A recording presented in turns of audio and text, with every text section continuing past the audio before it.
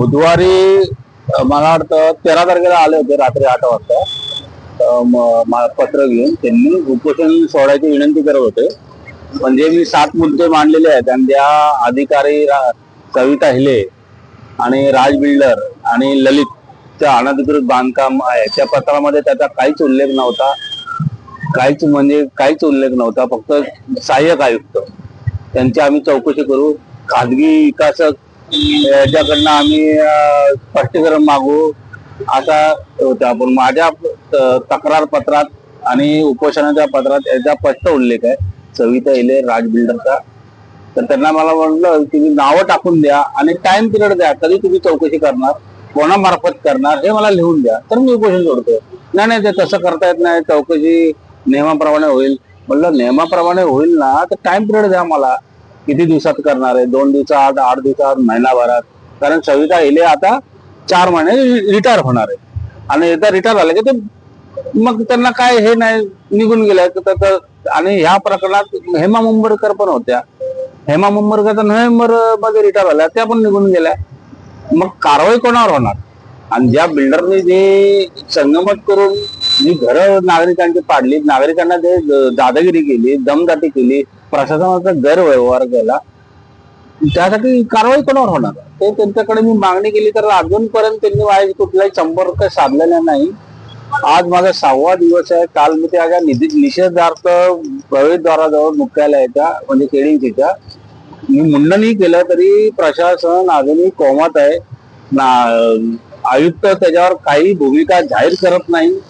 आयुक्तांचा या भ्रष्ट अधिकाऱ्यांना सरळ मी बोलतो पाठिंबा आहे, त्यांच्या भ्रष्टाचाराचा वर समर्थन आहे असा माझा स्पष्टपणे आरोप आहे. आज शनिवार रविवार 2 दिवस सुट्टी, आंदोलन करता उन्हात अनात मरू द्या तरी असंवेदनशील हे कल्याण डोंबिवली महापालिकेचं प्रशासन आहे.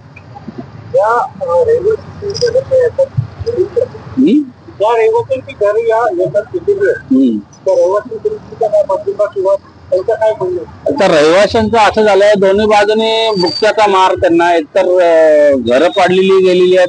हेरम प्रसाद नेवळकर, आताच एक जण माझ्याकडे आला होता नेवळकर चाळीमधला, 36 वर्ष तो तिथे भाडं भरून होता, पण त्याला काही महापालिकेने आणि राज बिल्डरने लिहून दिलेलं नाही. आता रहिवाशांना ते राज बिल्डर लॉलीपॉप दाखवते, तुम्हाला आम्ही टॉवर मध्ये घर देऊ, पण राज बिल्डरने त्यांच्याबरोबर कोणतेही रजिस्टर अग्रीमेंट नाही केलेलं आहे, काहीच नाही केलेलं. मग त्या काहींना फक्त 100 रुपयाच्या स्टॅम्प पेपरवर लिहून दिलंय तुम्हाला आम्ही घर देऊ, पण त्याच्यामध्ये काहीच उल्लेख नाही. त्यांना घर भाडं पण देत नाही, त्यांना डिपॉझिट पण नाही दिलं, काहीच नाही दिलं. ते बिचारे स्वतःचे घर आज त्यांचे तुटलेत आणि ते 11 महिन्यांनी घर बदलत स्वतःच्या खिशातनं घर भाडं भरत फिरतायत. आता हे दत्त कॉलनीतले 12 घरं पाडलेली आहेत. हे दत्त कॉलनीचे सोसायटीचे आहेत अध्यक्ष, तरी यांच्याकडनं कोणतीही परमिशन घेतली नाही. दत्त कॉलनीच्या कमिटीची कोणतीही परमिशन न घेता 12 घरं पाडलेली आहेत आणि ते 12 घरं वाले पण आपल्या पैशाने 11 महिन्याचं घर भाडं भरत फिरतात.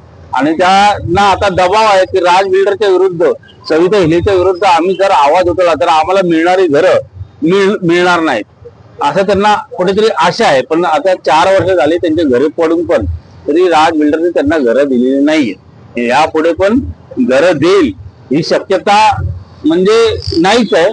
कारण राज बिल्डरचा एकंदर रेकॉर्ड पाहता तो 1 नंबर कुठनं आला ते कोणालाही माहित नाही.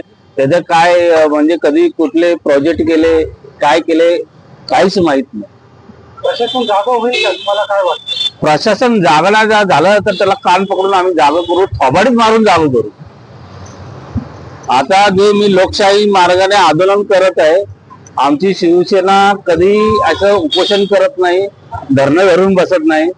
शिवसेना स्टाईलने मग मला उतरावं लागेल. काल मी चुनूक दाखवली आहे, यापुढे मला शिवसेना स्टाईलने उतरावं लागेल त्याच्यावर.